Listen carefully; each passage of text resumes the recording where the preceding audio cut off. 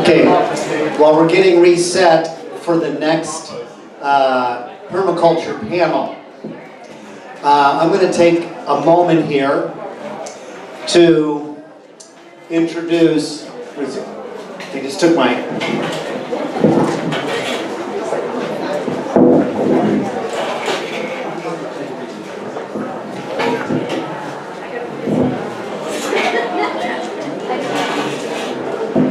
I just had it.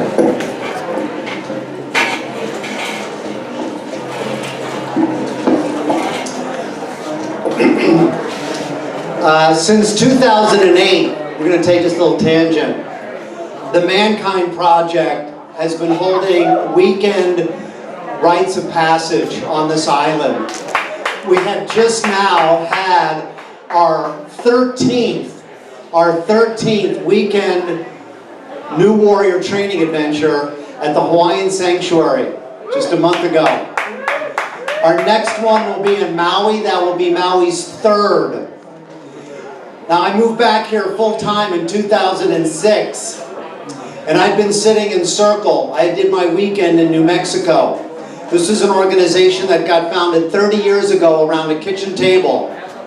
3 men asked themselves the question, have you noticed when women get together they can do that bonding thing? And why is it when men get together their shields are up or their swords are out? That either men are coming and meeting each other as in, I am not going to be dominated by you, or I am going to dominate you. And that's the way it has been. And that's the way why the world is the way it is nowadays. Now, there was a time in this world where the men came for the boys. And the mothers screamed and wailed when their boys were taken away from them, because they knew they would never see their boys again. That when they came back, they would be men. And the men took those boys, the elders in the community took those boys and put them through a rites of passage.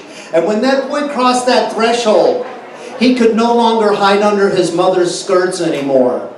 He went from being the protected to the protector. And this is a new way of being for men. It's a new way of being a warrior. Now, today, I can't go anywhere in Puna without running into my warrior brothers. And there's a bunch of them here today. Lorne Douglas, who's got the Tesla car. Bob Bogle, who's going to come up and speak. Clive Cheatham, Wade Bauer, Robert Golden, Peter Woods, Alan Reeves, Precious Lowell, Roy Lozano, John Kachis. I see this brother, Scott Middlecloth, another warrior brother, and myself, Marlon. We are all men who have gone through this rites of passage. We had 60 other men initiate 30 of us, and these men come from all over the world and from the mainland. They come here to put us through this training. Our last training, a guy came in from Australia and another man from Texas to lead. These are powerful, powerful weekends. And I can't think of anything better to do with my life than to show up and stand shoulder to shoulder with 60 other warrior brothers and initiate these men. 13 of us came together and cleared this space out there. You see that big burn track?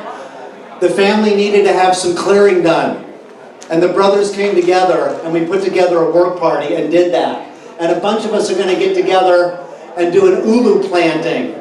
So if any of you want to be part of that ulu planting, talk with Kenny or Sam. That's going to be happening out on the lava flow. And if any of you are interested in the Mankind Project, come and speak to me about it.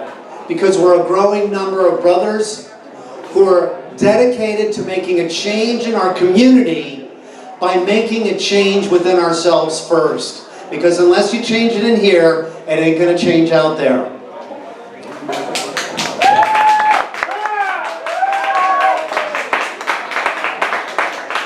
Mahalo for your attention on that. Okay, we got 3 chairs set up here. We're going to have the 3 wise people, 2 wise men and a wise woman. We're going to take the stage now to speak about permaculture. Bob Bogle from the Hawaiian Sanctuary, Wade Bauer, who's got a permaculture design firm, and Tracy Matfin from La'akea. 3 individuals in this community who really not only talk the talk, they walk the walk. And that's what we're all doing here today, is learning how to walk that walk of what it really means to be sustainable in Lower Puna and to preserve this beautiful paradise and lifestyle that we have. So would you please welcome to the stage Bob Bogle. Come on up here, Bob. And now Tracy Macton. She's getting her hug and her lay. That's so sweet. I just love this. They don't do this anyplace else in the world. This is like, welcome to speaker. You don't get laid and hugged. This is like, thank you very much. You can take the podium now. This is really a beautiful, beautiful gesture.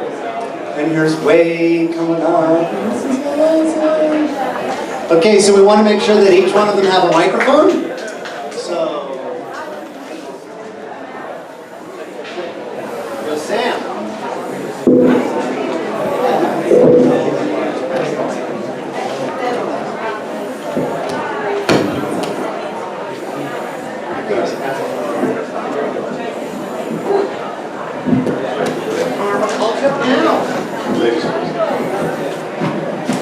Okay, aloha. My name's Tracy, and I live at La'akea Community. I don't know, have any of you guys heard of La'akea Community? You have? Good, good. If you haven't, I want to invite you to come check it out. It's up between here and Pahoa. And I've been living an experiment for the last 10 years, and I love it. Every day of my life is an experiment. It's an experiment in permaculture, it's an experiment in sustainability, it's an experiment in living together socially. So, the first thing I want to ask you guys is I want to invite you to a participant-based discussion, okay? That's what this is. My little presentation is about getting you guys involved and present with what's going to happen for the rest of the day. So, if you would please, take a moment and think about a time when you connected with family or friends. Just think about a memory. Being with family and friends. Okay? And now notice how you're feeling. Notice how you're feeling. Okay? And now take a moment to think about the last time that you connected with another non-human creature. Whether it was a wild creature, whether it was a companion animal. Think about the last time you connected with that. And how did you feel? Think about that. Notice. Okay. Now, think about the last time you connected with nature. Whether you were swimming, or maybe you were going for a hike in the forest. Okay? How do you feel remembering that memory?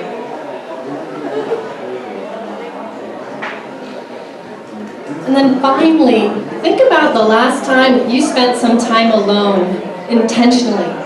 You gave yourself the space and created the opportunity to connect with yourself.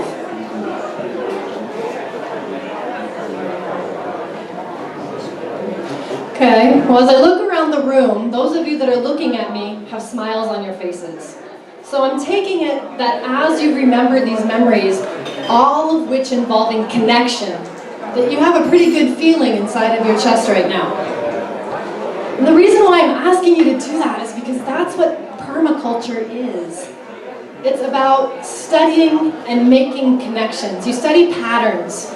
And what we just formed here was a pattern. Every time you thought of a memory of connection, you felt good, okay?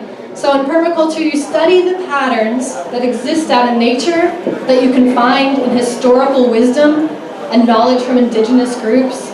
And once you've studied these patterns, you then look at how you can apply them to your current life situation right now, okay? So the other thing that I want you to do is take a moment and close your eyes. Just a second, it won't take very long at all.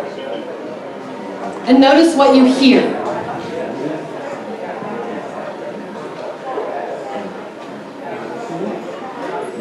Now notice if you feel any sensations on your skin.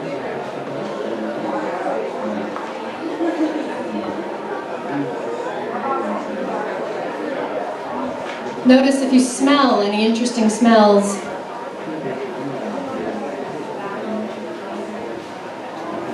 And now go ahead and open your eyes and look around. Look around you. I want you to use all of your physical senses to connect with place, this place. And then I want you to, once again, tune into how your heart is feeling. And just a show of hands, how many of you guys are feeling a little more grounded, a little more peaceful, a little more open, a little more happy? Okay, because what you just did is connected with place. And these are the two most foundational permaculture principles. They are observation and connection. So my permaculture presentation isn't so much about different ways that you can do agroforestry and getting understories and having the upper story and all that kind of stuff. It's more about connecting with yourself and how you can take this and apply it wherever you are. Because that's what is going to grow food on this island. That is what is going to feed us, both physically and spiritually, is being able to connect with ourselves and each other. And I've had the fortune of living with other people in an intense community situation for almost the last 10 years. And during this time, I've been studying permaculture, both as it applies to the land and as how it applies socially. So my little presentation is a little more on the social side, because I figured the rest of these guys, they're going to talk to you about the plants, which is very important, and it applies everywhere. So, from the social side,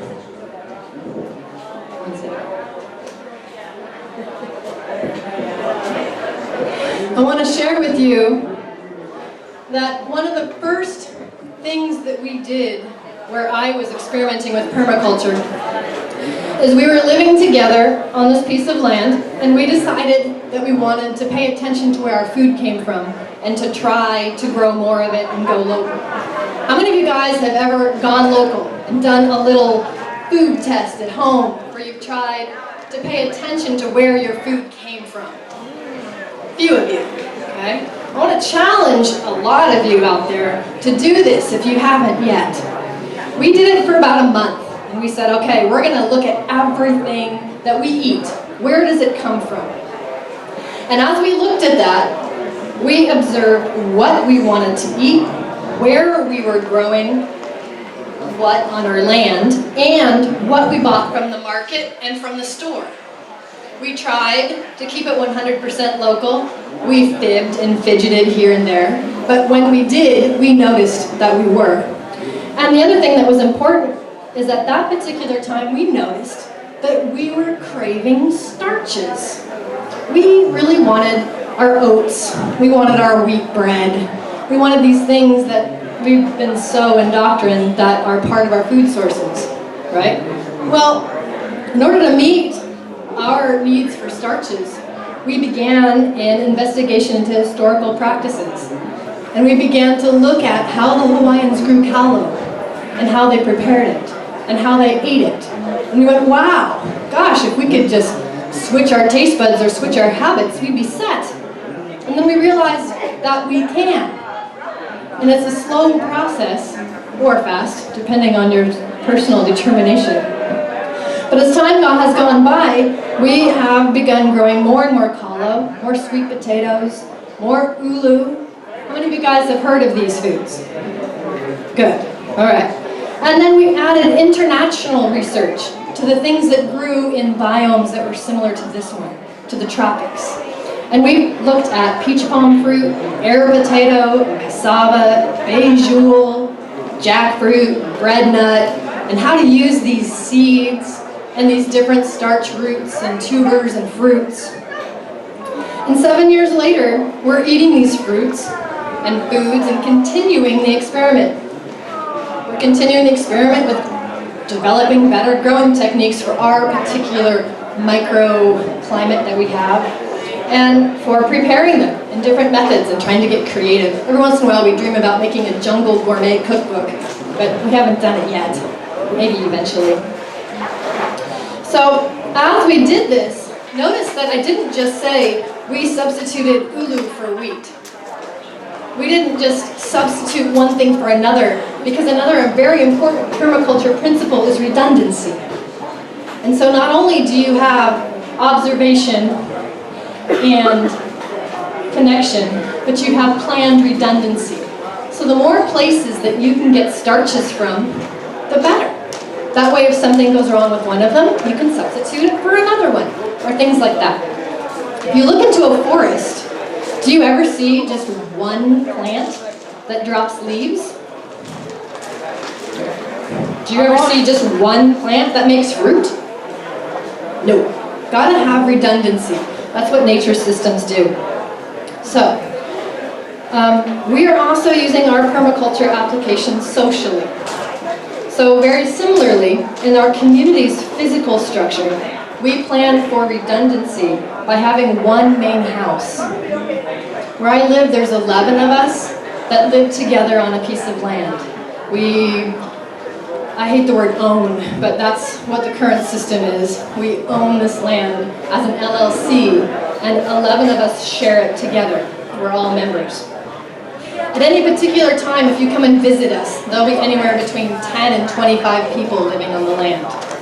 All working together, having meetings together, sharing food together. So, back to what I was saying. We have a big main house where nobody sleeps, but everybody does everything. Okay? So in this house, we have a kitchen, an office, a library, a yoga room, places to sit and read books, things like that. So this is an element that serves many functions. And of course, everyone goes there, especially to eat. So this increases the connections between the people that are there. And when you increase those connections, it ultimately increases the fluidity of our relationships. Think about this for a second. If you're mad at someone, or if you're judging somebody about something that they did, and you keep crossing their path, and you keep bumping into them again and again and again, it's not very easy to hold a grudge, right? So you have to. It creates the system where you have to clear it. You have to be willing to work on your stuff and go, you know what, when you did that, I got really upset. And so that also fits in with planned redundancy, because each one of us as members of La Akea, and anyone that wants to come and live with us and join us, we ask that we develop a personal toolkit. And what I mean by that is we all learn NVC, nonviolent communication. We learn how to be compassionate listeners. We learn about peer counseling and how emotions might move through us, and all kinds of different things like that. So if you looked in any one person's toolkit, you might find that they're a facilitator, or maybe they are a mediator, and all other things as well. Because if you're going to live together, you have to be able to know what part you play in each interaction you have. You know that whole saying, it takes two to tango? Well, it does. And no matter what the situation is, there's a role that each one of us plays. And so, in permaculture, observing, studying, and noticing how to make our connections more fluid works great. I mean, look at the Hawaiian culture with the ho'oponopono. Now that is something that works.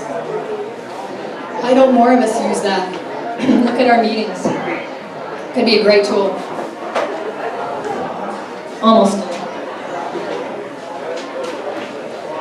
So another principle that we strive to incorporate, and when I've been saying these principles, they're like a whole list of permaculture ideas that people can utilize in whatever aspect of their life they want to. And another one of this that we strive for is relinquishing power. Because we work together as a team, as a chosen ohana. And to this end, we practice consensus decision making. I know, how many of you guys are familiar with consensus decision making or have ever heard of it? Okay, excellent. So that means that everybody gets a say. And no decisions are made until we all agree. So sometimes that means it takes a long time to make a decision. But since one of the most important principles in permaculture is observation, which involves time. It's a good thing, because if we're not ready to act on something, and we do, then we end up with something that's not as good. But if we wait until we're all like, yes, I'm Pono with that, that's perfect. Then, when we finally act on it and create it, there's no strife, there's no disagreement, it flows fantastic, and we all move together forward. So, you know, we all have our niches and our specialties, but we also realize that as a group, we are much stronger than any individual. If you look at the forest, do you see a monocrop? No. Absolutely not. Thank you. You don't see a monocrop. You see diversity. Okay? And that's another principle, is diversity. And diversity empowers life. Diversity empowers the forest, and it empowers all of us. Okay? Look around you. What you see is diversity. We have an amazing opportunity. Here today, beyond here, you look at Puna, you look at Hilo, you look at the Big Island, we have diversity. And it is from this diversity that we can be stronger. We might be like, oh no, this is my idea, and you hold on really tight. But if you kind of pull it apart and you can look at it from somebody else's perspective, well now, guess what? You just saw another side of something. And maybe what you just saw is going to help you advance further.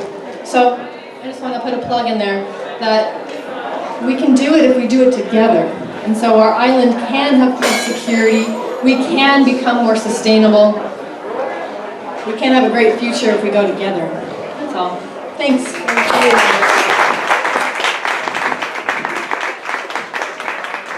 Thank you, Tracy. That was inspiring.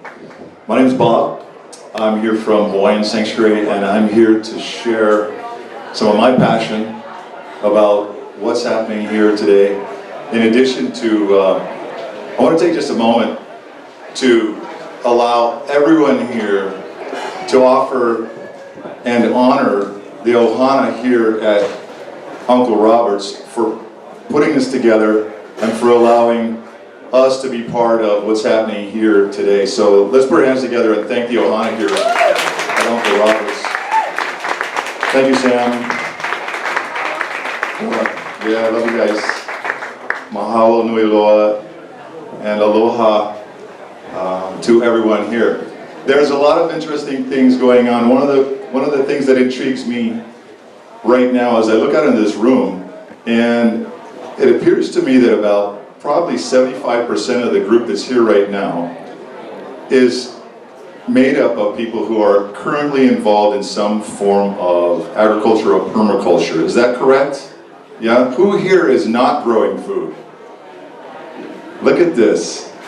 This is an amazing connection. Tracy was talking about connection, and here we are taking full advantage of the connection that we have. So my talk today is focusing specifically on what I'm involved with at Hawaiian Sanctuary and how it fits into the big picture of the connection that we all have and the common ground that we're on today.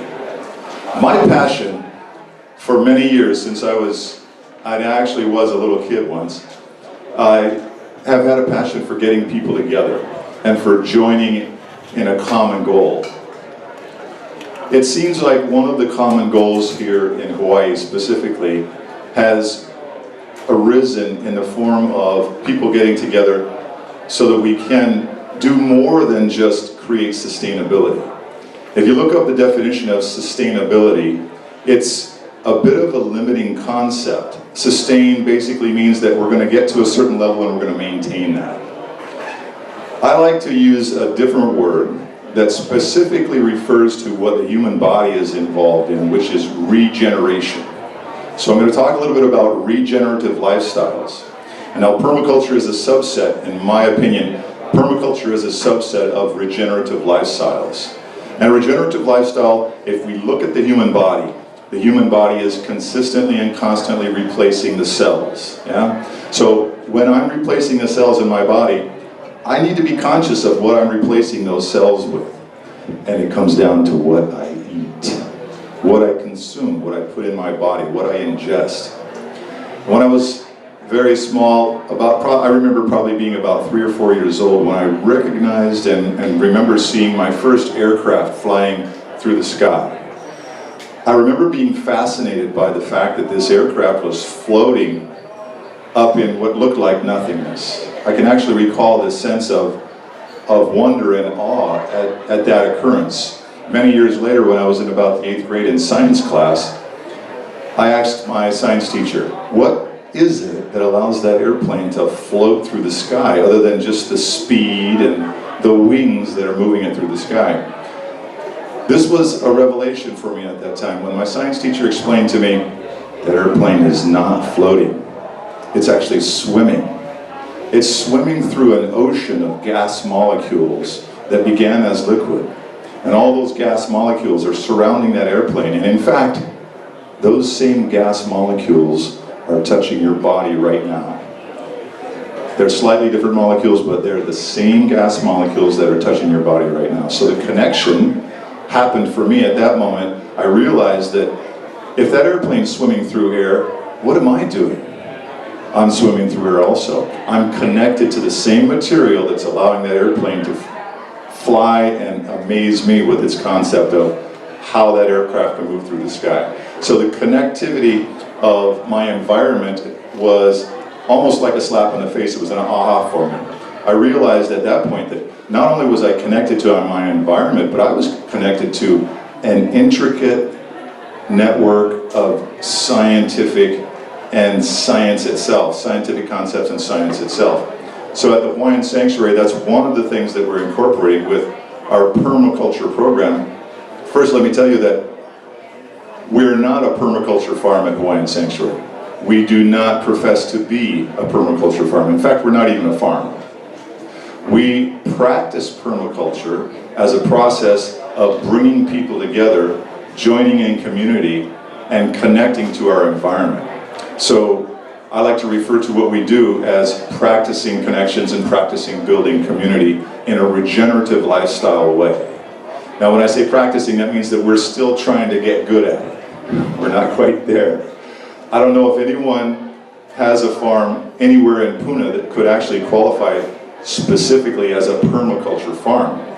My friend Clive Cheatham has an organization called AMA, and he's got a 20-acre farm that's actually working as a regenerative and permaculture operation. He's growing all the nutrients that they need for feeding the food that they're growing right there on the property, using something that grows really easy, elephant grass, right? Using the cane grass and mowing that down, turning that into a mulch and putting it right back into the ground as nutrient for the plants that are going to be planted there. So this closed system, similar to the aha moment that I got when I was about 12 or 13 years old in science class, I began to realize as I learned how to grow food at about 8 years old from my grandmother. She taught me how to grow peas and carrots at my first farm, my first garden.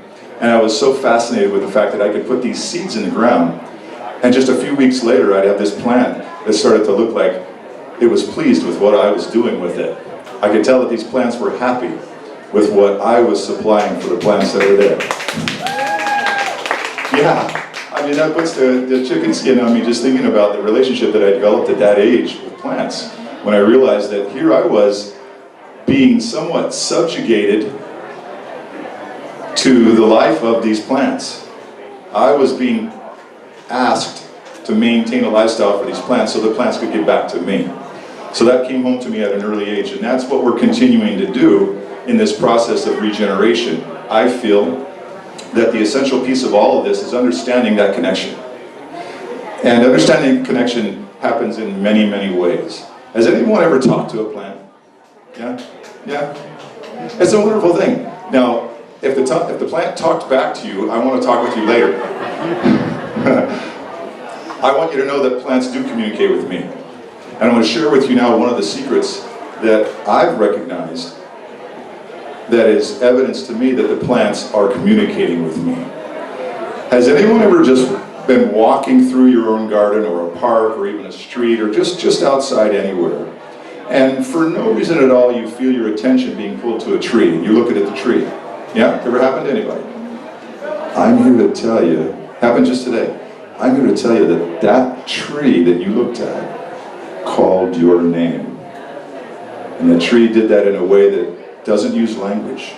The tree did that in a way that communicates with the core of the being and the connection that we all have. So when I think about what I'm doing with plants, and the permaculture precept of asking the questions, as Tracy was mentioning, the question that I ask when I'm thinking about permaculture is, how can I be of benefit here? What's going on? How can I be part of this cycle? How can I join in this closed loop spiral that's happening between the plants and me and the rest of this environment? Most times, what happens is the plants tell me what they want me to do. It may sound a little bit lolo for some of you, but it actually works. When I'm able to quiet my mind and listen to the plant and feel what that plant is communicating to me, I get direction. Most times the direction is move a branch, remove a branch. I'm feeling too claustrophobic with this other plant near me. I've got too much going on down at the base. Free up my roots. Feed me something. What is it that you need? I need some calcium. I need some of this. I need some nitrogen. I feel all this. I don't hear it in my head. I feel the nature of what the plant is asking me to do. About a year ago, I was in California visiting my mother for her 80th birthday. And she had a wisteria tree out in her front yard. And it was blown by the wind and creating a bit of a obstacle for her to get into her front door through the sidewalk. So I said, Mom, I got to trim this tree. So I got the trim set up, and I'm standing there looking at the tree, and she says, well, what are you doing? I thought you were going to trim the tree. I said, chill out, Mom. I'm listening to the tree. The tree's telling me what it wants. She goes, yeah, well, let me smoke some of that. Maybe I can talk to the tree. Mom, I haven't smoked anything. It has to do with the plant is communicating with me. I'm sensing what it is that this tree needs most. So I carefully trimmed off a branch here, trimmed off a branch there, opened the tree up. Within about an hour, my mom was absolutely amazed at how beautiful the tree looked. And she actually told me that she felt better with the way the tree looked. And I said, Mom, guess what? The tree is thanking you for having me here. She goes, yeah, well, whatever. So this connection, which has become much more evident to me here in Hawaii because the environment is so vibrant, is the connection, I believe, also that extends out. So because I have this affection for plants, I have a love for plants, I have a love for how I'm interacting with the plants. And by the way, there have been studies done on how human beings may very well have been put to work by plants, particularly in the flower industry. Now there are many edible flowers out there. Is anybody eating flowers of any kind? Yeah? Right on. Depending on the flowers that you ate, you might still be here or not. There are some that you shouldn't eat. But the issue is, if a plant is purely ornamental, such as maybe tulips, tulips have beauty, tulips have an amazing allure, visual allure, and tulips are the most widely sold flowers in the world. There are literally millions and millions of tulips that move through a giant warehouse in Norway every day, just for the visual impact that people get from putting those tulips on a vase and setting them on a table somewhere. So that's one of the main species that's shown that it can control what humans are doing by propagating that plant for nothing more than just the visual aesthetics. So the connection is real. So that's some of the things that we're working on at Hawaiian Sanctuary is biocommunication with the plant life, with our environment, hearing with the na'au, which is not really what my shirt says. Anybody read this on my shirt? Okay, I'm going to pronounce this one time, and then I want you guys to pronounce it with me, and I'll tell you what it means. It's pronounced na-u. Okay, everybody say that with me. Na-u. Now what this means is extension of the breath. Okay, so extension of the breath might be in the form of a sigh. So I want you to all engage with me now. Take a deep breath, and when you let this breath out, let it out with a verbal sound. Okay, we ready? Take a deep breath into your belly. Guess what? We just spoke Hawaiian. Hawaiian for reverence, the breath, the ha. It's another thing that we have in common with the plant world. When I exhale, the plants inhale. When the plants exhale, I'm inhaling what the plant has put out for me. Further proof that this connection is real. Further proof that we are connected in many, many ways. And it's our job to pay more attention to this. So this connection to me fits into the regenerative lifestyle and permaculture processes as a closed loop. So if I'm doing perfect permaculture, I've got a closed loop for nutrients and then the value or the benefit that I get from the plants, right? In that closed loop, there's also something that I like to refer to as the spectacular spiral. So everybody's seen a nautilus shell, yeah? Right? A nautilus shell that starts really small in the middle and goes out on a spiral. Well, I believe that that's an essential indication of what we're doing in our connection with plants, in our connection with the environment. We're starting out with this tiny connection that's in the center of the spiral.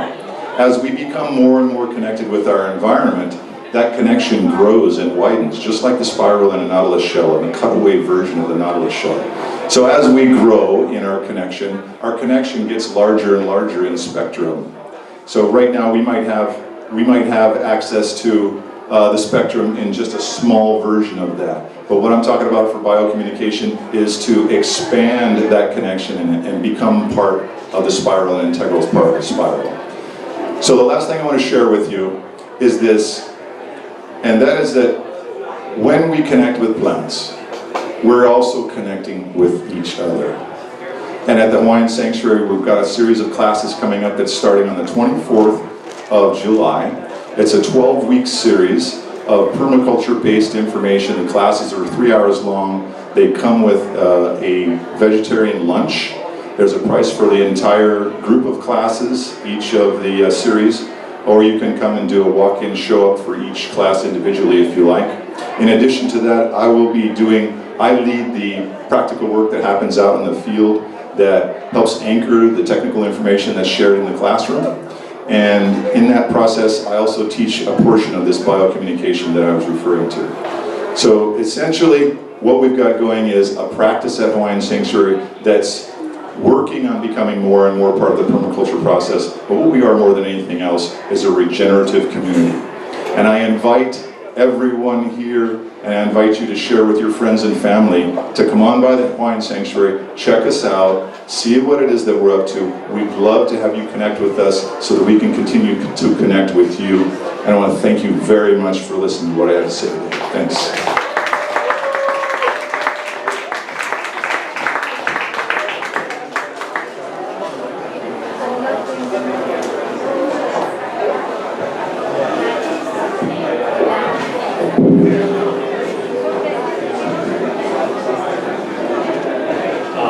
Aloha. Thank you for having me here today. Pleasure to be here, and thank everyone for making this happen. My name is Wade Bauer. I have a company called Onuscapes, edible landscaping and permaculture design. I've been studying in Hawaii for over 7 years, and on the mainland about 10 before that. And what I want to talk about today is some permaculture plants that are really easy to grow, really locally adapted, that I want to make sure everyone is growing in their gardens. And I realize I may be preaching to the choir here, and a lot of you may know these plants already. So first I want to take them out and just run through the list. And if you know all of these plants, please raise your hand, and then we can talk about something else. So edible hibiscus, chaya, katuk, Okinawa spinach, and Brazilian spinach or sisu spinach. If you know all those plants, will you please raise your hand? Some of them. Okay. Enough people didn't raise their hand that I'm going to go through all of these real quick for you. I brought cuttings today. I've got a table over there after this. Please come see me and I'll send you home with some starts. The first one, edible hibiscus. It's looking kind of sad. He's not very happy to have been cut up today.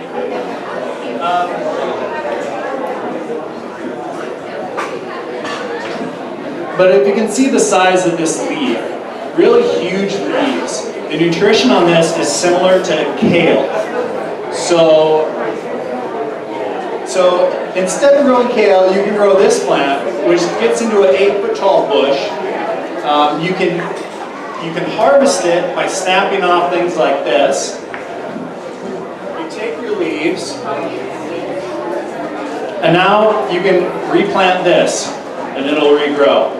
So every time you go harvest the plant, you can make a bunch of keikis and then plant this out and have even more of it, or give them to your friends, give them to people who live around you. Spread these plants around. They're so easy to grow. So let's see, anything else about this one? It does wilt out fairly easily in drought, so lots of mulch. Likes to grow in with bananas. You can plant it in with bananas, it does great because bananas usually get a lot of mulch, provide it some shade. So that's edible hibiscus. Any questions about it? Okay, next one. Shia.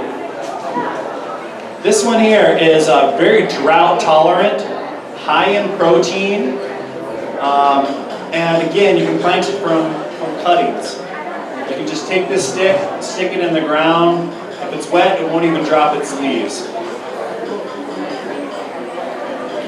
That's different than chia? That's completely different than shea, yes. A lot of people ask that, thank you. Yeah, completely different plant. This one's from South America. Let's see, next one here. Katuk. From South America, gets these pretty little white berries, which you can also eat. Real sweet, nutty flavor, also high in protein. This one's a little bit more difficult. You got to make sure you use brown wood when you stick the stick in the ground.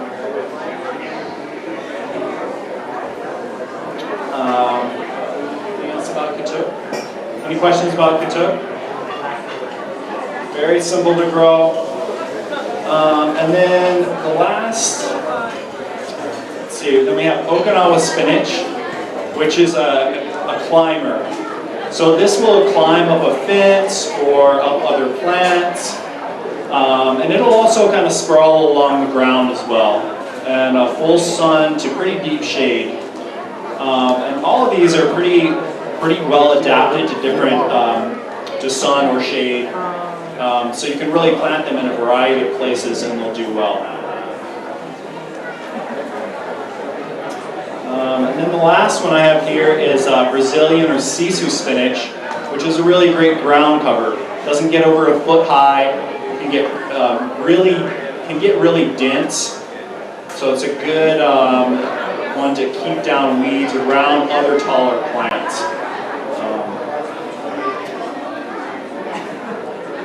What are you calling that? So all these plants, again, I have cuttings for over the table. If anyone here doesn't have any of these plants, please come see me and take some home today. Or if you have a friend who you think could use them, please take some for them. Any questions about any of these plants I just talked about? What are you calling the Brazilian? Sisu? What is that? Sisu, S-I-S-S-O-O or O-U.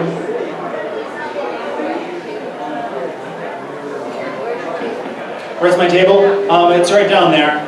It's Onoscapes. It's got some big pumpkins at the front.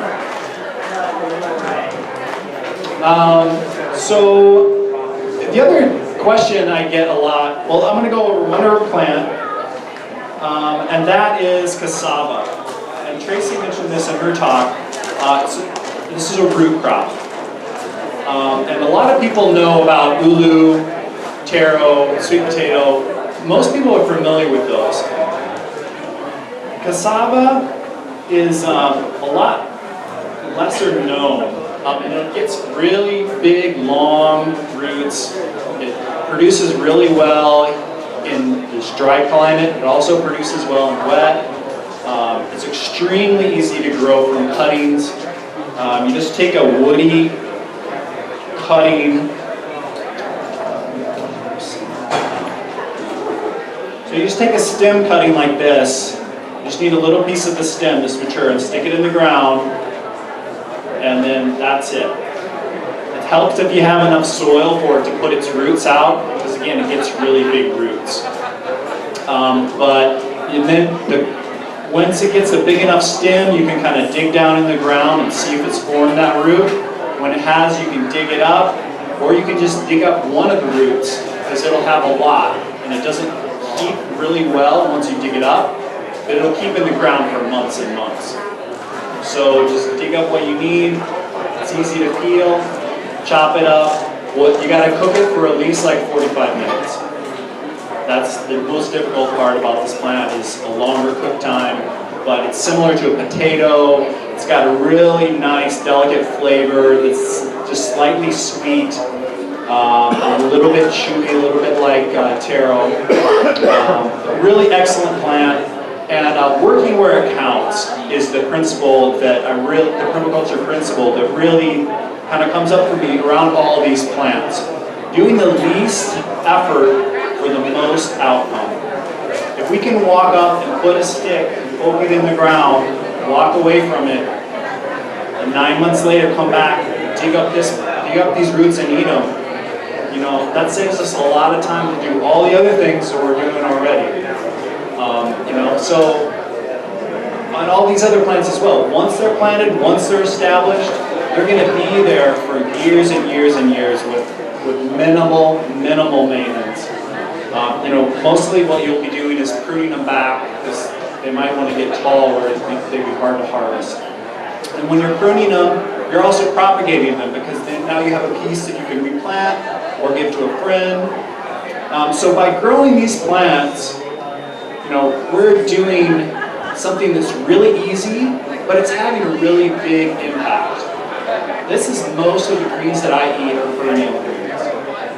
And there are some other ones that are quite easy to grow from seed. I don't have too much time to talk about that today. I've just got 2 more minutes, but Ethiopian kale is another really good one from seed. And I just got a hold of a perennial kale as well that can be grown from cuttings, so maybe next time I'll have that one for you guys. But please do come see me at the stand and take some of these home if you don't have them. And again, I do edible landscaping, design, consultation. If you feel like you'd like some help with your place, I'd be happy to come out and help you to grow as much as your own food as possible. Mahalo for being here today.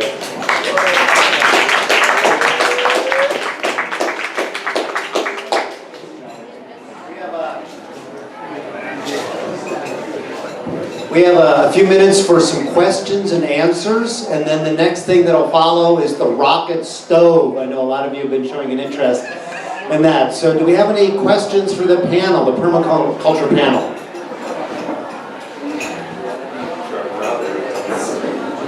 You guys already, okay, we have a question. I'd like to ask Tracy Mattfin what the #1 permaculture principle in her life is. I have been asked what the #1 permaculture principle in my life is, and I would have to say it's love and connection, especially with the purple shirt right there. Thank you. Thank you all very much.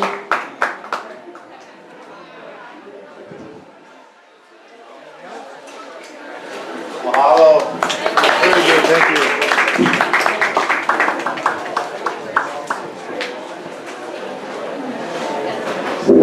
Okay, thank you very much, Wade, Tracy, and Bob Ogle. We are doubling up right now, ladies and gentlemen. We're going to double down. We've been waiting for the rocket stove, and we have the actual guy who built the rocket stove, Michael. And he's in the back there waving. We brought these things up to the stage. These are pretty interesting items. Okay, that doesn't fit.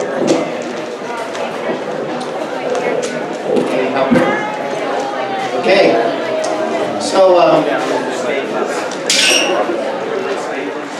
All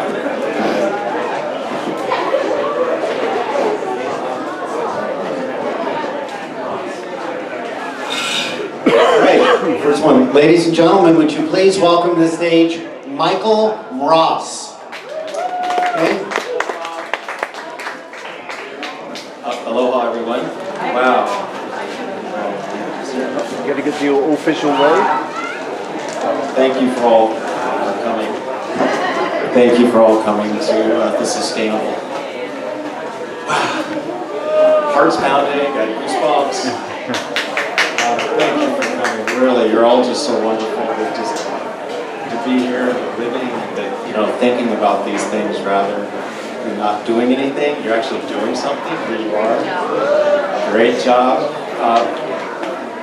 But what I have is a stove that you could actually use at home now that runs off any of the little twigs or shrubs that you might find in your yard. So out of necessity, this is designed. The first jet stove that I had come across was with Robert, Sam's brother. And we made this one right here. And it seemed to work fairly well, but where we would light the fire, it would just kind of make a small fire. And I didn't want that. I didn't want to wake up in the mornings and really have to suffer. It's difficult enough to do the things we need to do every day. So then, since that one looked pretty cool, I thought it would be a good idea to run water into it since this thing gets hot.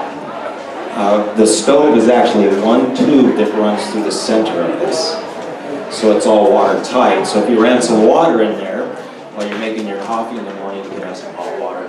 So that's where this one came in.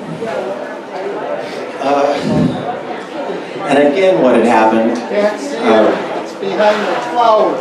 Yeah. Well, thank you. Yeah. You got a bench to put it on? That's a great idea.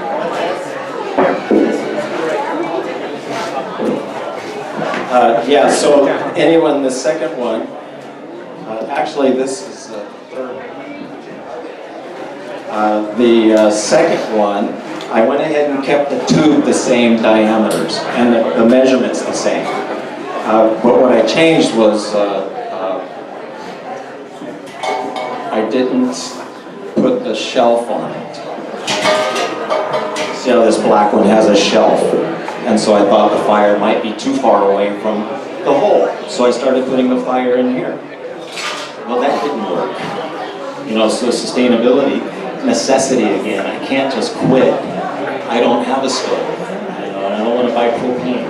So I went to the third one, and I thought, why not make the outlet a little bigger? I'll get some more draft out of it.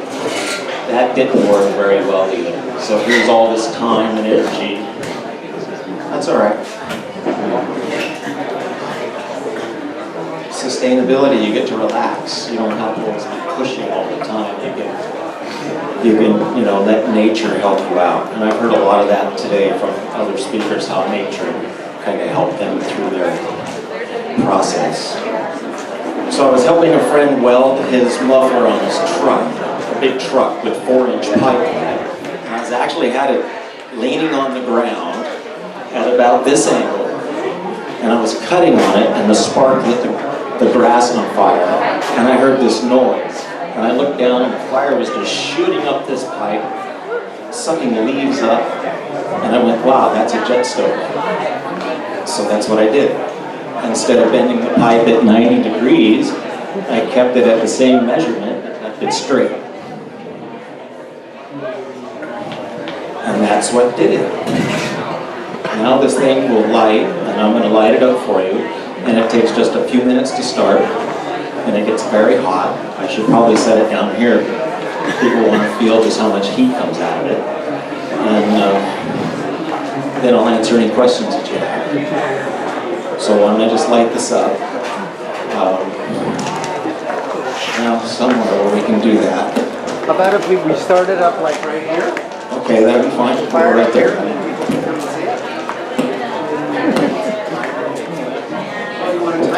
Okay.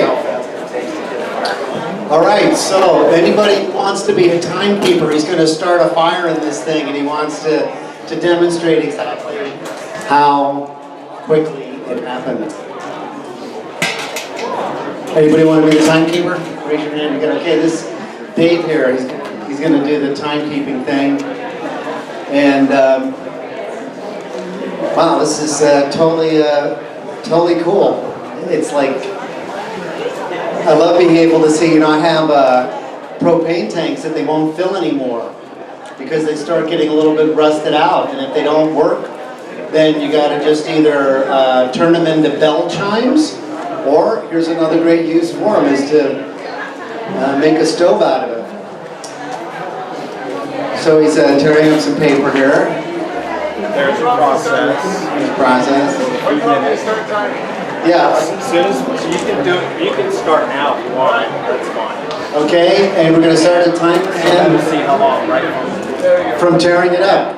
Okay, go. And being sustainable, this is a wax paper cup from the free alkaline water. The wax might help you. Oh, it's a little wax cup, and the wax on it is going to help definitely get it going.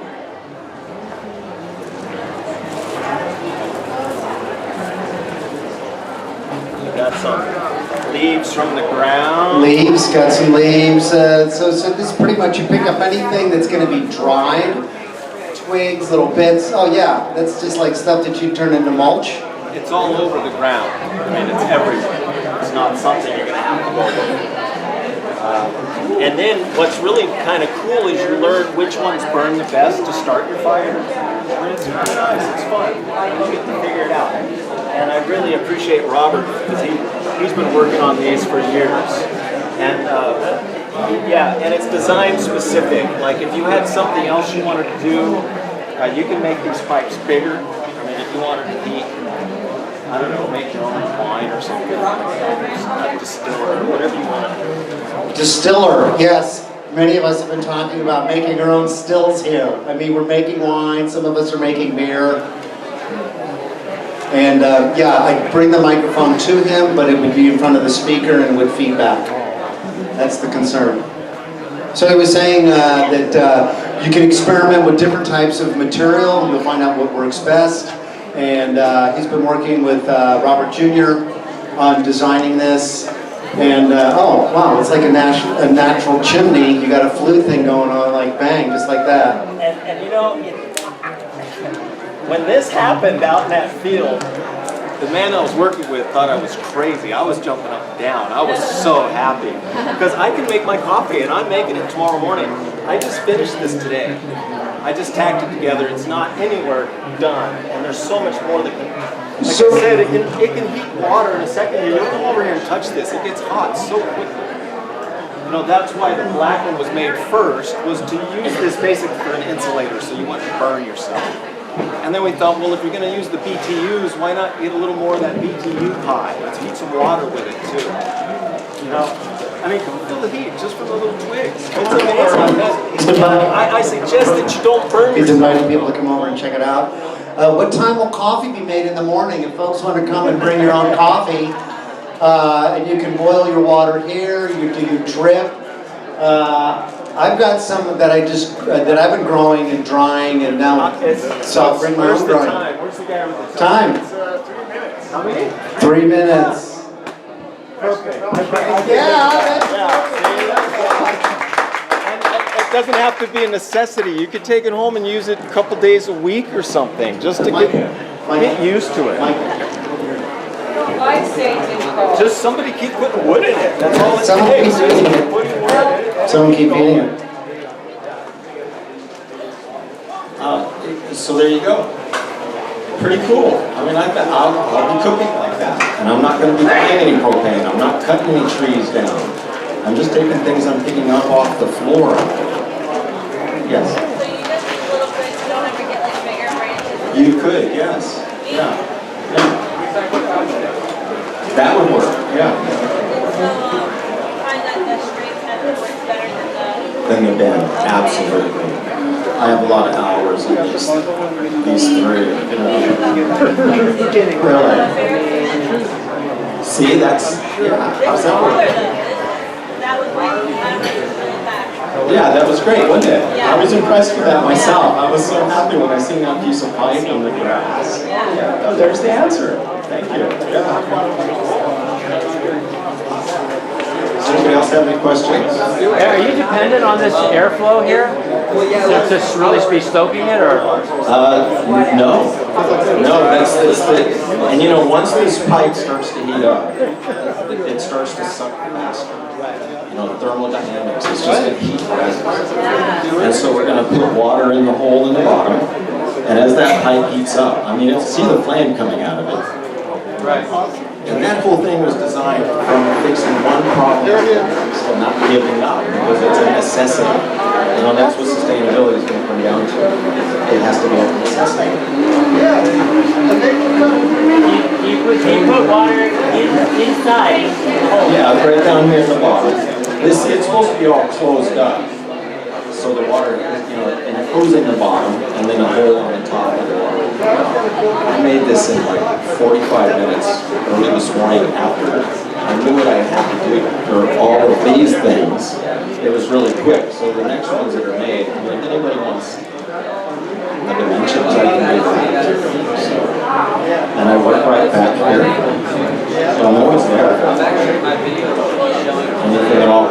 And the next thing that I'd like to make out of this size gas thing here is what I call an evaporative urinal. Because people like to, workers like to just pee anywhere. And I've been finding it really stinks. So if there was some evaporative urinals like this with a tube that runs about 8 feet tall, and you had several on the property, it just evaporates. You know, you can just pee it and it's gone, you know. And I think that would help keep that smell down. Sometimes if you walk around your yard in summer, I don't know if that's ever happened, and you get that urine smell. It's so bad. So bad. So that's the next couple of things I want to make. And all of these are actually made in the Kingdom of Hawaii. I've made a statement about that also. You know, standing up for Hawaiians. And a sculpture garden out here that we're putting together. There we go. That's it.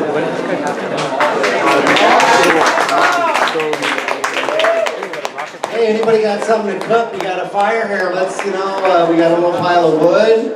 The band's going to be setting up. It's going to be Lovey Termal Unplugged. And so yeah, this is a time to take a break, folks. I'll leave you with one little joke real quickly. A daddy mosquito is talking to his son and said, "Son, you just had your first flight. How'd it go?" And the son mosquito goes, "It was great, Dad. They were all clapping for me." I got the rim shot. Thank you, folks. I'll be here all week. No, just kidding. So we're gonna set up. This is a time to get your grinds, use the lua, stretch your legs, get ready. We're gonna be going after the music, taking our meal break, and then we're gonna come back for the evening session and some more talks. Thank you, everybody. You all been great. Aloha. Yeah, you're more than welcome to feed fire. Please, sticks right there. Feed it. Have some fun. How long does it take to boil the water? Yeah, I should probably just put a pot on there and boil some water. Just a few minutes. I'll get a pan and put it on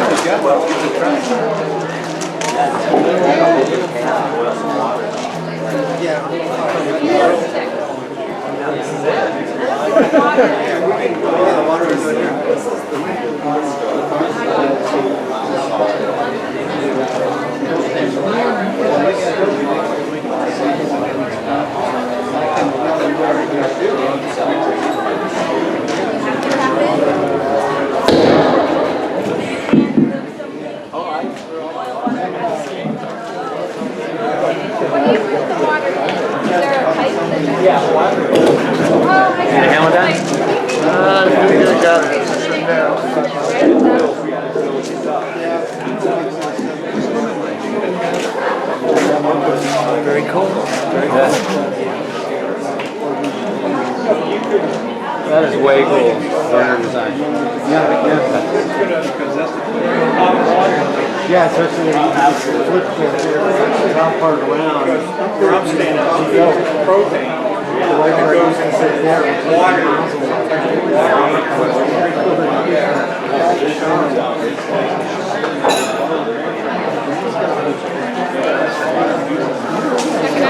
There's supposed to be something at 5, I don't know. Yeah, they follow Love Eternal. As if we don't hear these guys enough. The other band? You never know Wednesday night? They're going to play that again in 2 weeks. I heard you talking to them about that. You got it, right? And then what you do is put your words in coffee.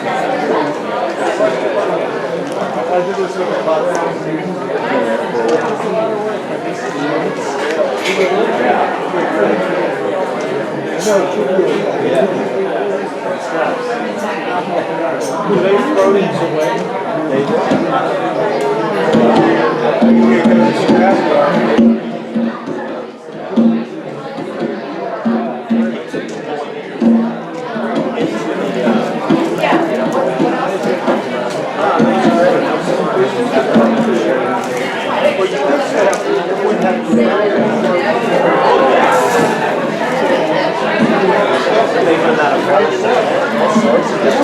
Yeah, he did. There it is. It actually works.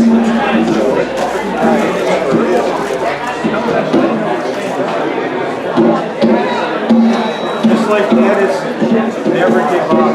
It'll work. The Japanese have these all over Japan. Everybody has one. Yeah. Nice. Yeah.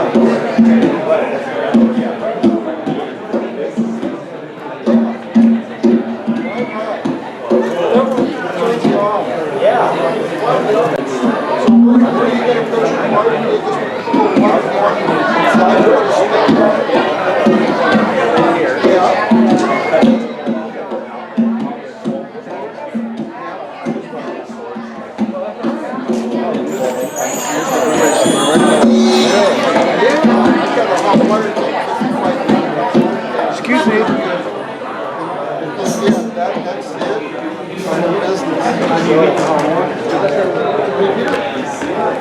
No, but what are you doing? Oh, I see what you're saying. Yeah. Hey, hi. Well, I've gathered up all this stuff, people are giving this stuff to me free. Yeah, it's like, have you seen that? Okay, go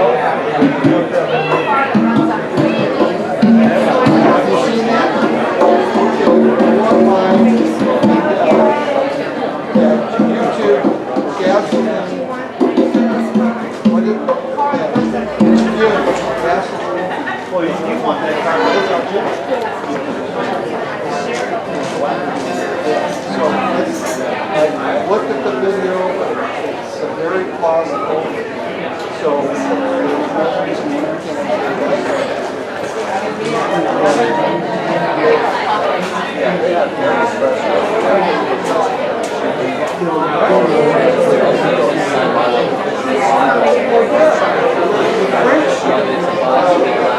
The guy that one of the racers started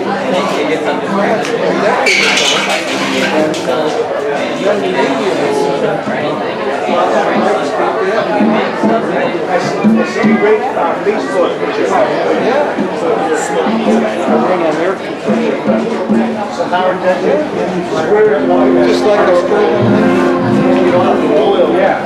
It's like about 1,000 miles square. First there. Yeah.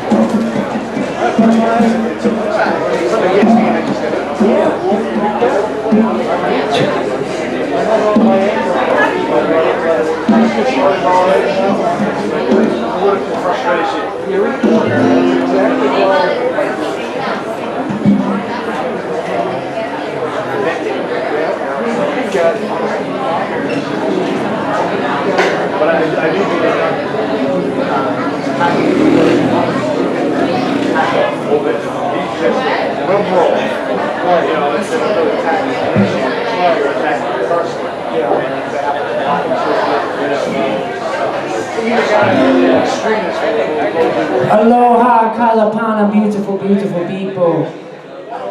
Aloha! Yeah, we're so grateful to be here. So, this is part of the band Love Eternal.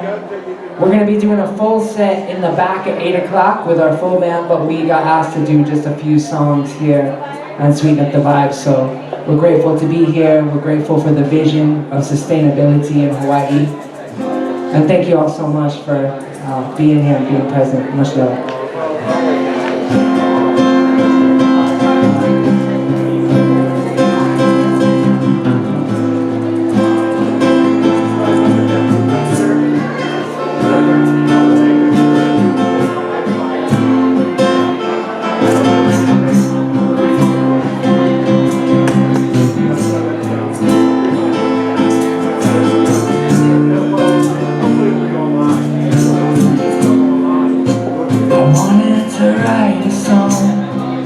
That could change this world, make it into a better place for every boy and girl. But I realize that all change must start from within. So humbly I begin. Let it start with me. Let it start with me. All the things I hope to see, that I learn to embody. Let it start with me. Let it start with me. Let it start with me. I am willing. So this song is all about how the change we want to see in the world, it has to start with us first. As individual people, as single families, and out into the community from there, you know? And then across the world. And how could I stand up and preach? Lord, what could I teach? I cannot embody it. How can there be peace? Peace all over the world. If I can't learn to get along with my own family. So Mom and Dad, I thank you. And children, I support you. My partner,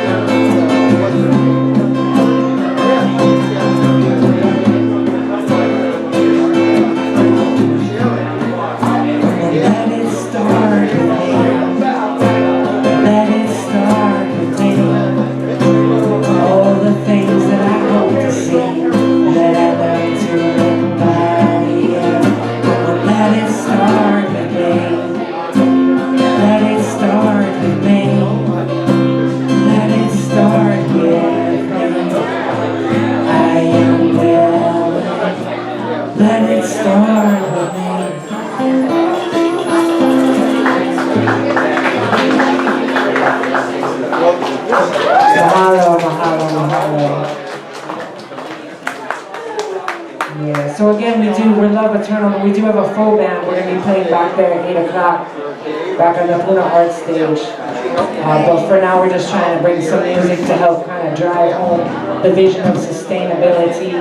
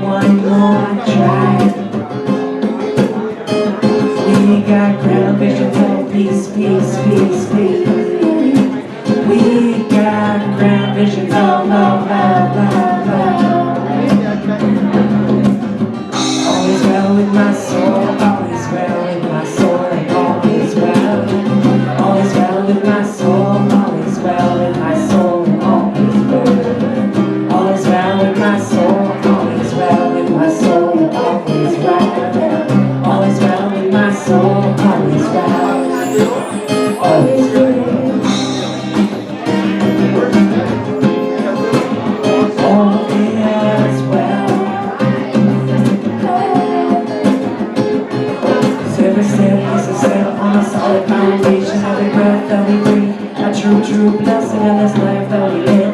On a sacred mission to reveal the most high. Lift up the vibration of the planet. The people we are connected. Every being that deserves our respect.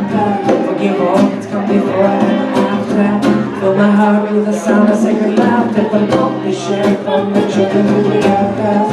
As we gather and witness to the splendor of this life, where we learn and we grow.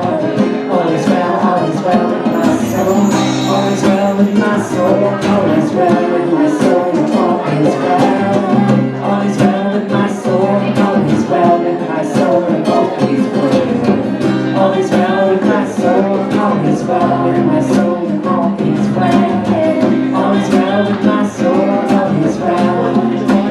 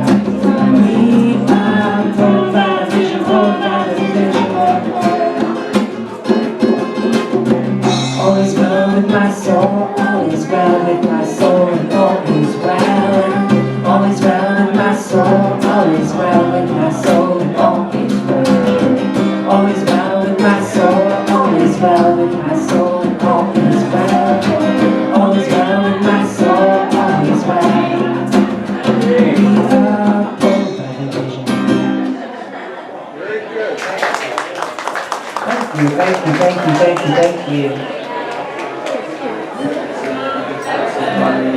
So how's the event been so far? We just got here like an hour ago. Has it been good? It's been good. Learning a lot of information. It's really crucial. I really love getting to know more about the event as we got invited in, just seeing the collaboration between all different types of people, because in the end it's going to take all of us. This earth isn't going to be an earth that's going to live and work with just one type of people. It's going to be all of us working together to create the world that we want to see. And I think it's really beautiful to see so many people coming together to support sustainability. And I'm sure you all agree, or else why would you be here? Yeah, get this.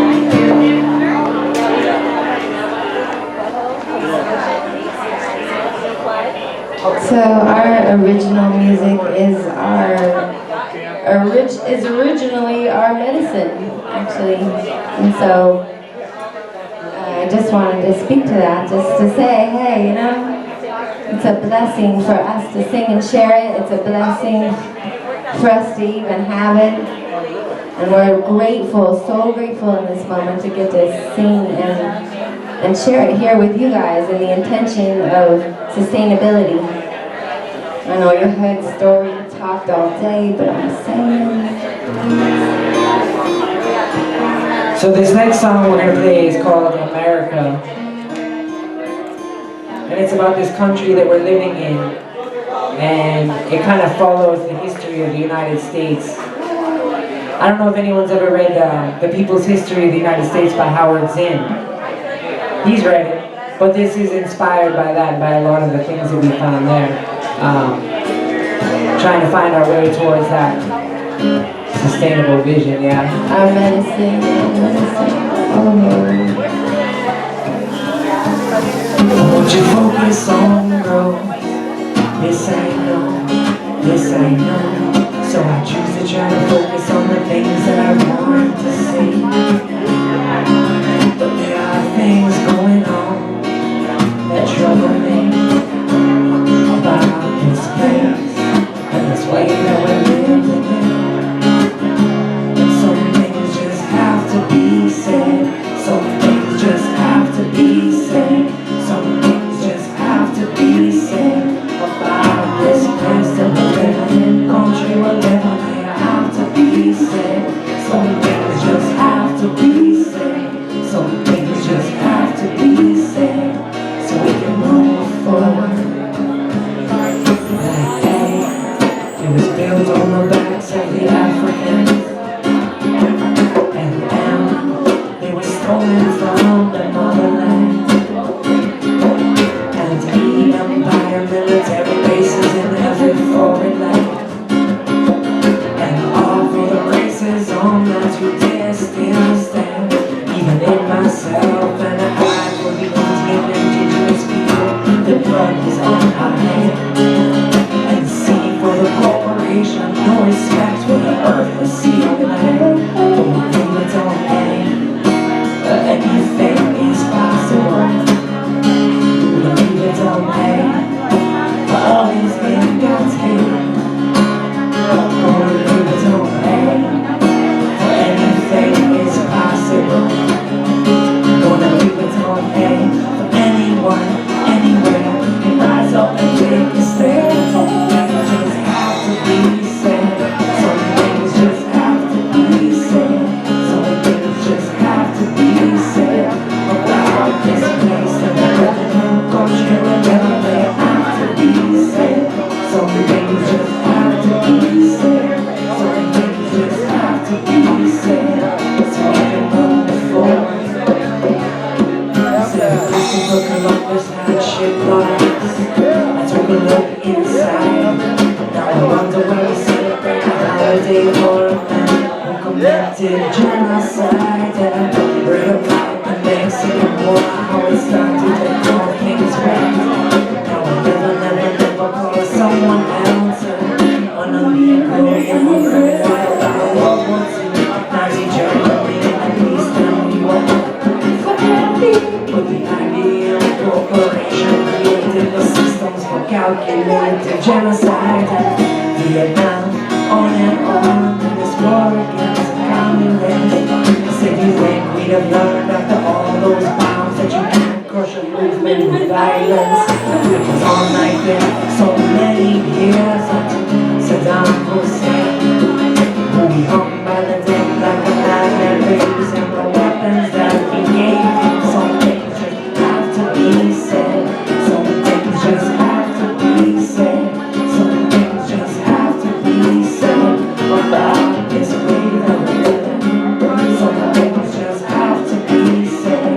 Some things just have to be said. Some things just have to be said.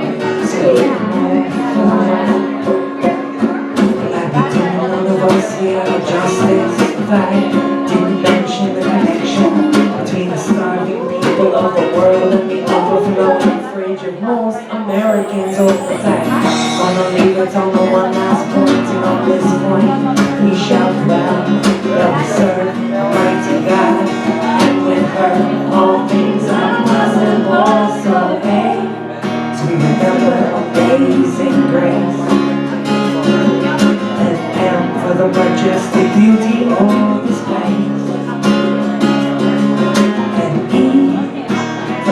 everyone is sacred.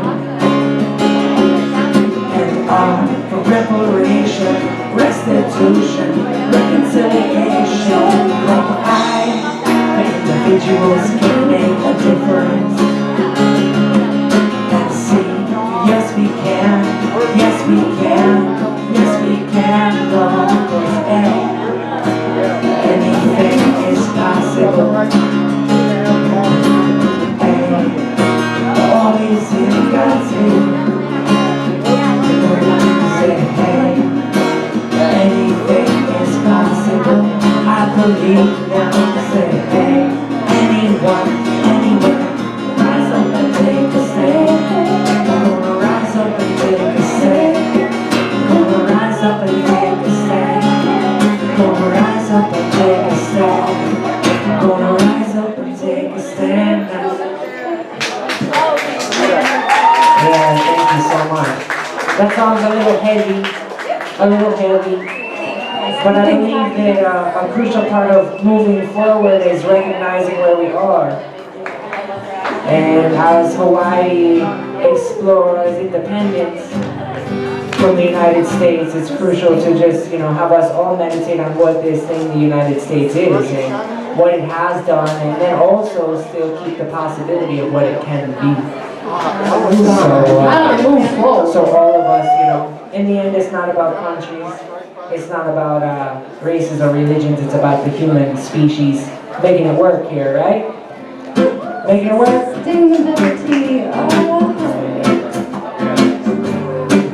Alright, brother. So again, we'll have the full band in the back. This is just a few of us singing a few songs for it.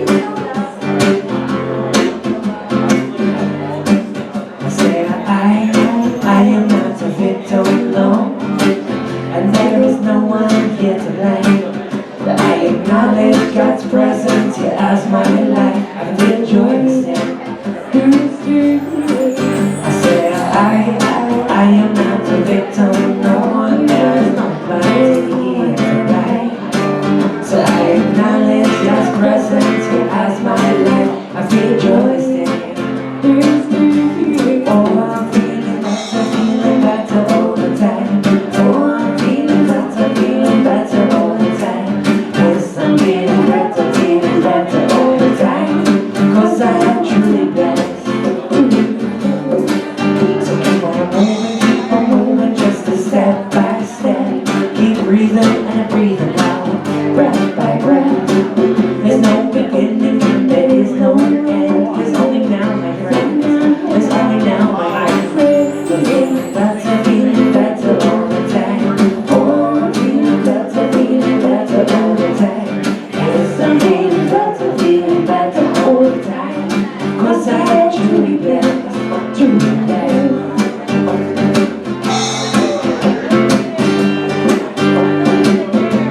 That's where the lead guitar would go if we had one, I suppose.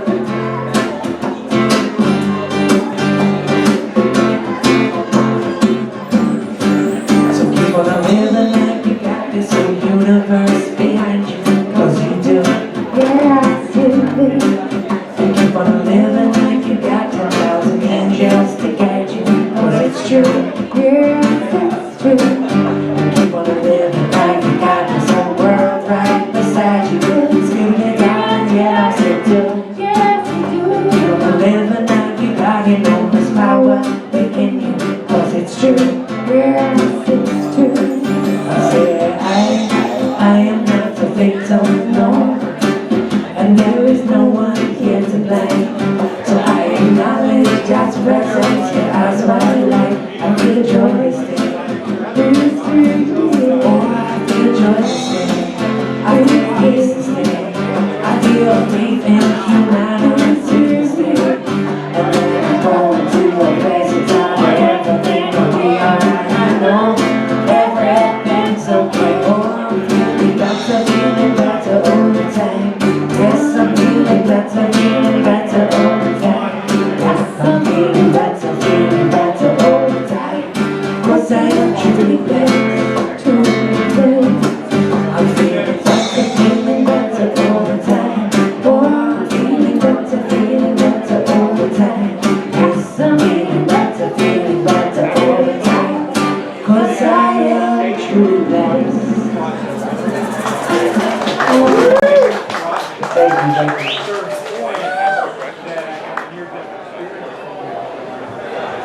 know, to even be in this moment right here, right now, I gotta have some truly blessed going on. You know what I'm saying?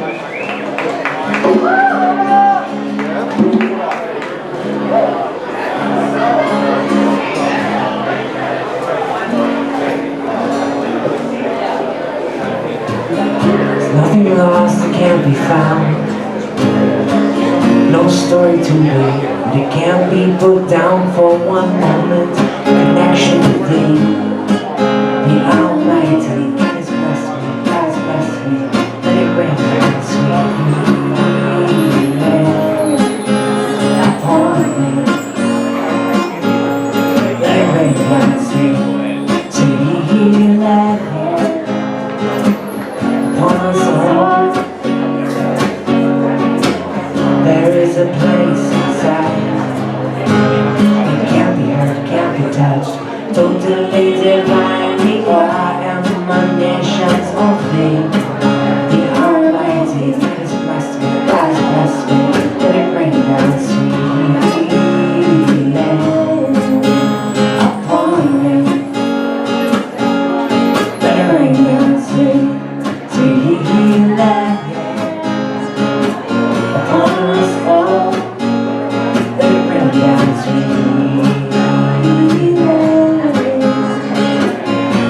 With this beautiful earth, Mama Gaia, sweet, sweet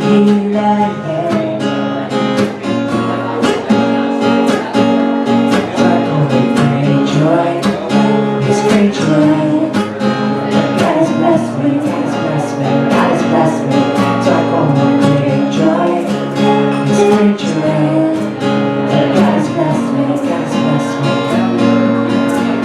And we have one song, one hope, one prayer for this earth, that her waters run free and pure like they did before they came. And they shall again, they shall.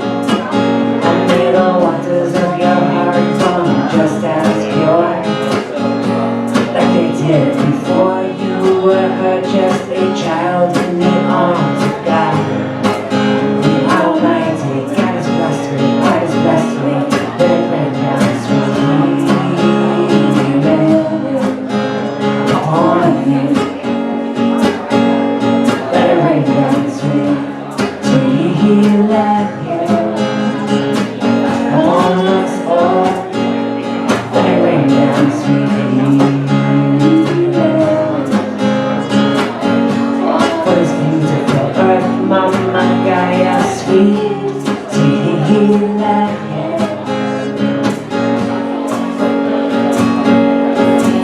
there's nothing lost that can't be found. No story too big that it can't be put down for one moment.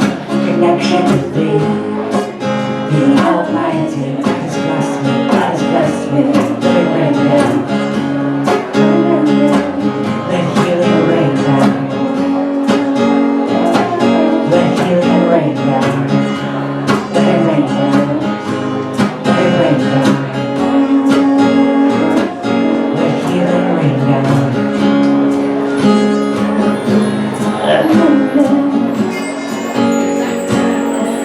Let it rain down.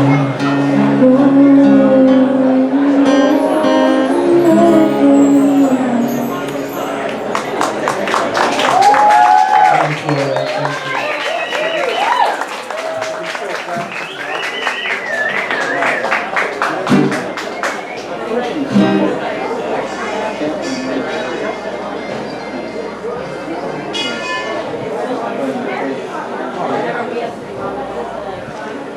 So when you hear us, I mean, maybe this is a scandal, but love eternal with our intention, love eternal. When you hear the word Jah, when you hear us switch it up for love, when you hear the God, if you hear anything and it goes, oh, what is she saying?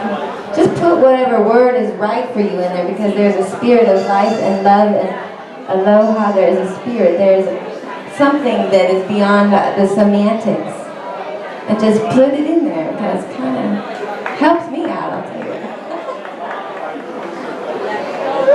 Anyway, that's... Thank you, Patrick.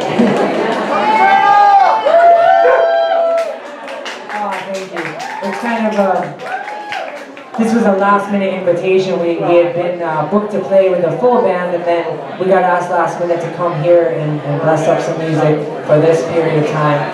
And the whole band couldn't make it down.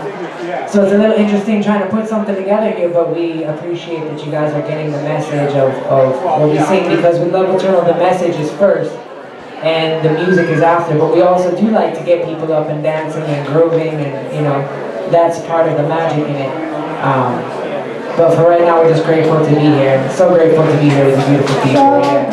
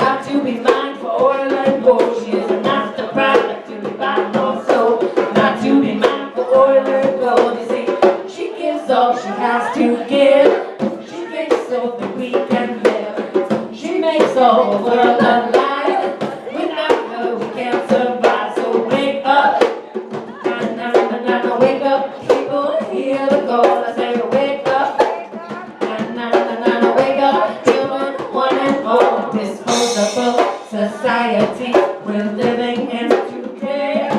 Disposable society. society gonna throw itself away. Gonna throw itself away. Grandmother's back. Hey, grandmother's back. Oh, grandmother's back. Hey, grandmother's back. Grandmother's back, being bent to the ground. Letting go, press a man, press it down, down, down. Grandmother's back, being bent to the ground. Letting go, press a man, press it down, down, down. Oh, press a man, see what you're doing. Oh, press a man, create and I'm doing. Oh, press a man, hear what we're saying. Oh, press a man, be changing your ways now. Her body is not a commodity. Her body is not a commodity. Not a body to be bought or sold. Not to be mined for oil and gold. She is not a body to be bought or sold. Not to be mined for oil and gold. See, she gives all she has to give. She makes so that we can live. She makes all the world alive. Without her we can't survive. So wake up, wake up, people. Hear the call. I say wake up, wake up, children, one and all. Disposable society we're living in today. Disposable society is gonna throw itself away. Gonna throw itself away. Oh, grandmother's back. Hey, grandmother's back. Oh, grandmother's back. Hey, grandmother's back.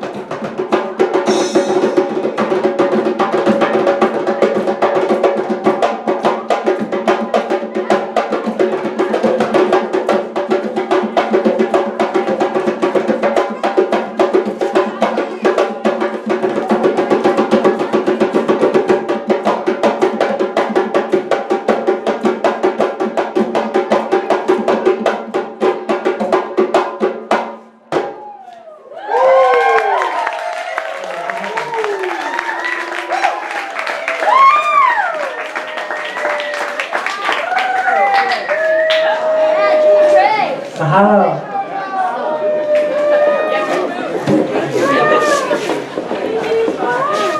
You all are so beautiful, so beautiful.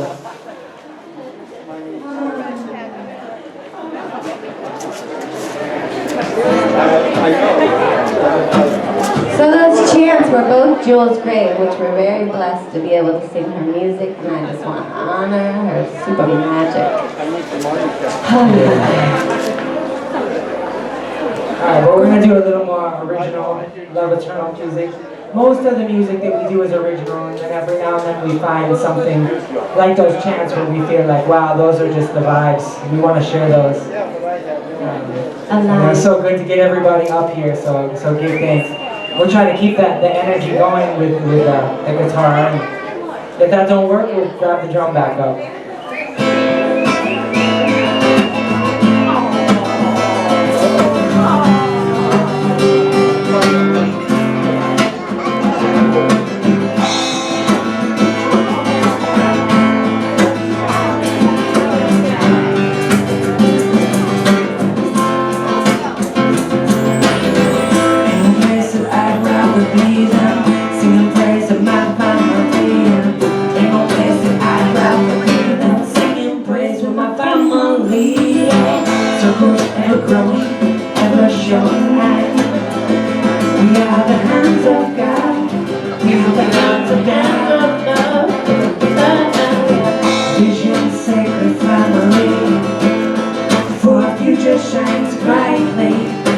Future shines brightly.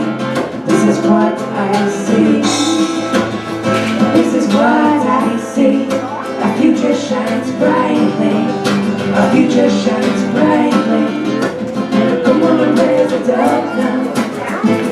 on, raise it up now.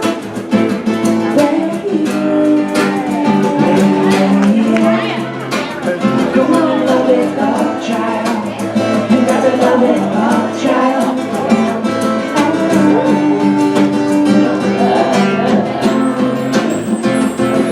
When freedom left the land of the free, became the place for you and me to play. One by one we started to sing. Set the critical for unity. So we organize and mobilize and spiritualize, and then we go and multiply. Our prayers away, and direct our faith. Joyous we celebrate. It's new and bright today. It's new and bright today. The prayers away, and direct our faith. Joyous we celebrate. It's new and bright today. It's new and bright today.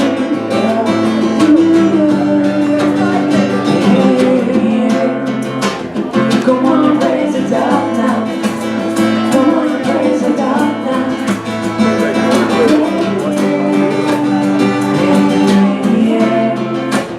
Come on, love it up, child. You got to love it up, child.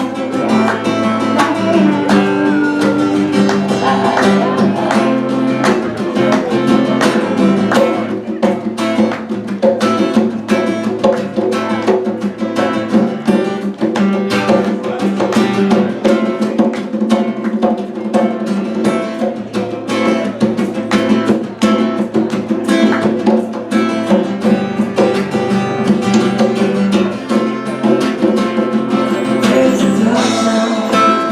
Come on, raise it up now.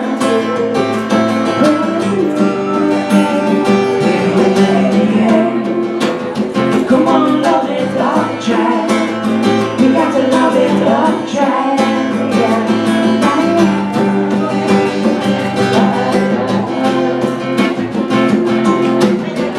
In the place that I grab the beat, singing praise with my family. In the place that I grab the beat, singing praise with my family.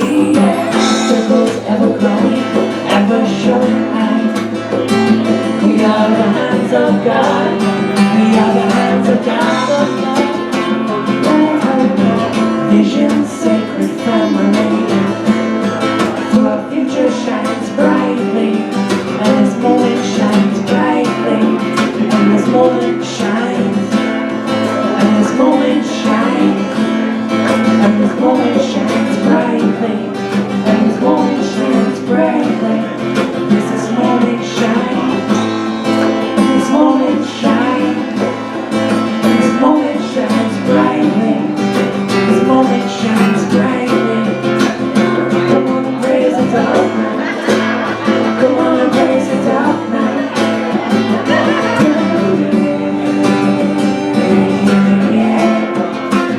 Come on, love it up, child. You gotta love it up, child.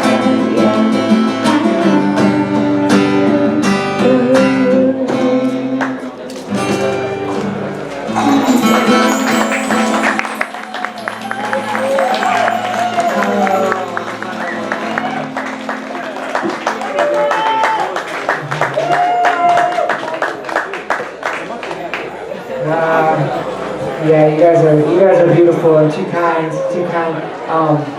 Really hope you guys can come out to dance. Those of you who aren't participating in the story going on here at 8 o'clock, come out to the back and dance with us. We've got a drum set and a bass and all those things that make your body shake. One more song. Yep. Okay, we were just, yeah, perfect. We were told one more song, so we'll do one more song. Thank you so much, Nadia, for inviting us. Thank you. She said no, but I said yeah. Thank you, mahalo. And thank you, Anaya, for being our #1 fan right here in the front.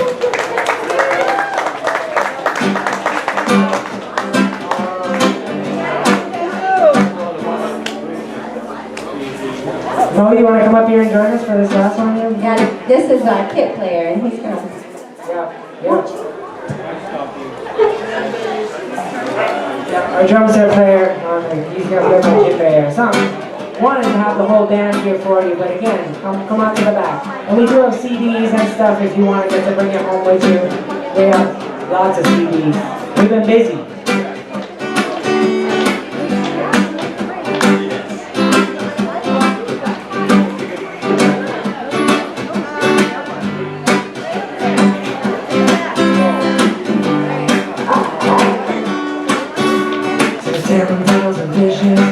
Blue sea, I'll take care of you, you know you'll take care of me, and together we live in harmony, just the way that it should be with my family. I love my family, I love my family, I love my family. Together as one, we're shining bright like the sun. Together as one, bright like the sun. As one heart, one life, one family. Together, peace and harmony. I love my family. I love my family. I love my family. As we sing, God praise, for smile down on us, up from the bright sky.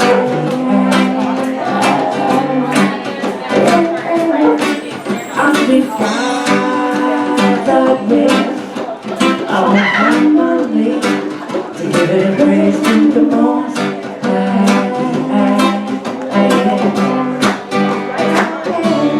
I love my family.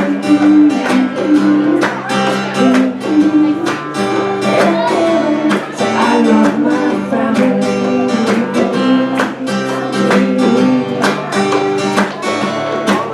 Oh, what joy, what joy, what joy to be here with my family. Oh, what joy, beautiful family. Oh, what joy, what joy, what joy to be here with my family. Right here. So we are faces of divinity. God shines in you, you know God shines in me. And together, I know that we shall be free. When loving and kindness is all that we see. When loving and kindness is all that we see. When loving and kindness is all that we see. A loving and kindness, a loving and kindness, a loving and kindness, a love, faith and kindness. And I love my family, I love my family, this beautiful family, perfect family. I love my family, I love my family, I love my family. That's you, beautiful people. We love you. The Other Bar Band, I believe, is ready to come up next, so we're going to step out, let them play. Again, we'll be 8 o'clock back on the Puna Art Stage. So come dance and play with us. With Love Eternal. Drum and bass. Full band. Hello. Thank you. One more time for Love Eternal, folks. Let's give it up.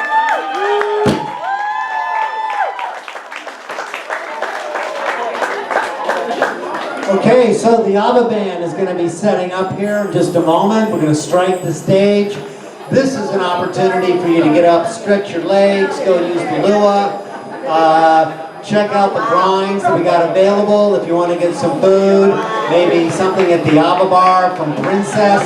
Princess, say hello to everybody. Yeah, Princess giving it up, shaking the cooler for some ABBA. And yeah, so stay tuned. And then our next speaker after the ABBA band is going to be Harry Ohanic Jim. And he's going to talk to you about Lomi Lomi and Ho'oponopono. And listen for the conch shell, because we're going to blow it. And that'll be our next speaker. So stay tuned as the ABBA band gets set up. And thank you very much. Aloha.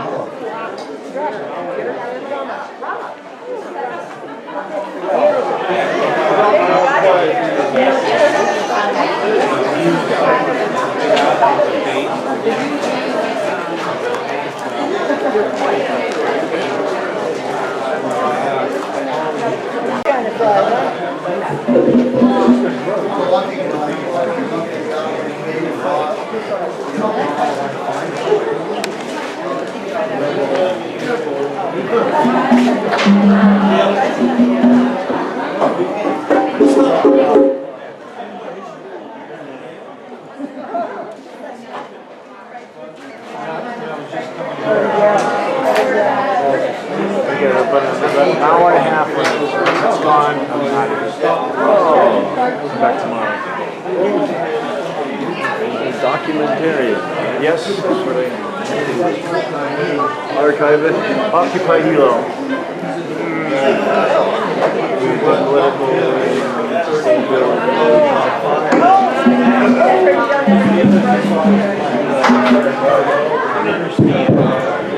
I heard this guy's still in jail. He shouldn't be. 8 weeks from the past the due, past the date he's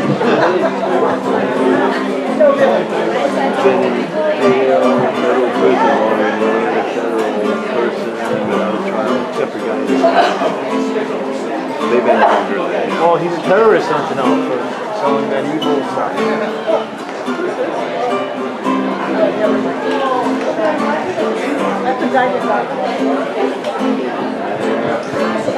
I think they're afraid of him.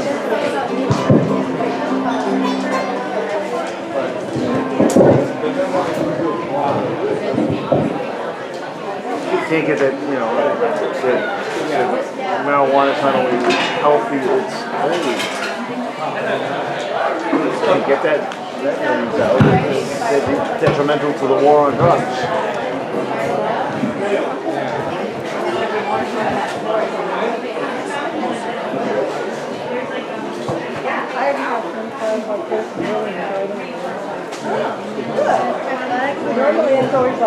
We had a little mouse out here. We went out trying to nibble on something that's out there. We're back underneath the stage. Probably scared down. It's getting too late for it now.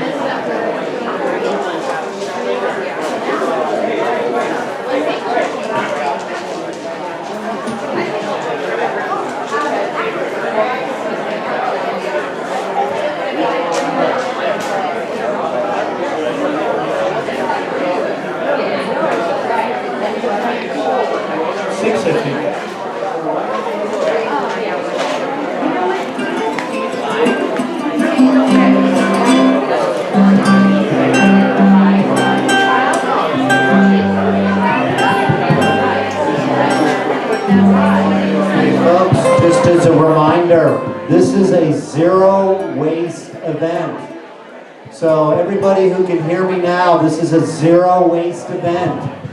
If you have any kind of trash, take it here to Hawaii Reuse. They're going to sort it. There's a place to put any kind of food scraps that's going to go to pigs. And so remember, there are no trash cans. Take all of your items, anything that you might consider garbage or trash, to Reuse Hawaii. Have your buy-in on that. Give me a ho. Okay, thank you.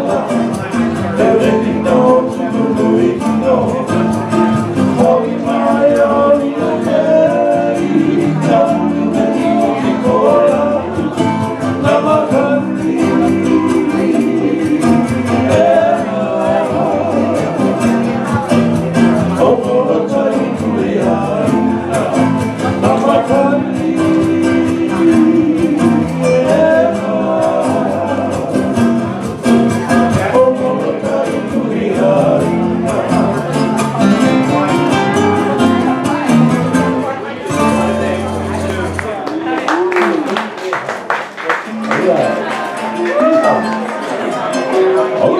was trained by the CIA, and he was in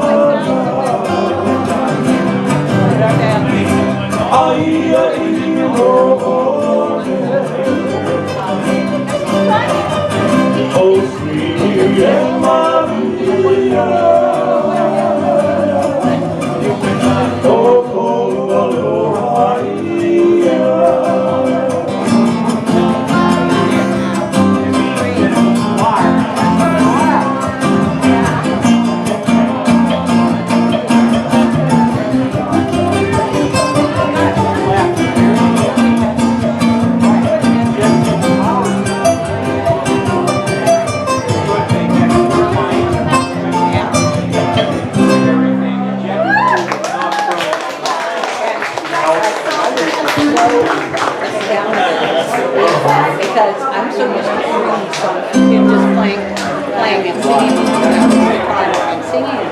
And when I hear them with the whole band, it's like, I mean, yeah. Oh my goodness. Why always do that? I call him God's troubadour.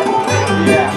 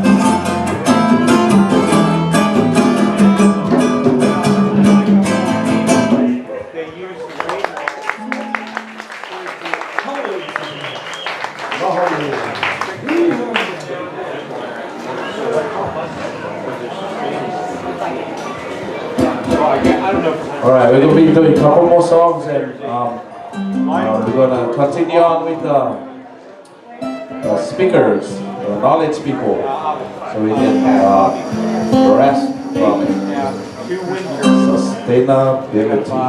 Yes, sir.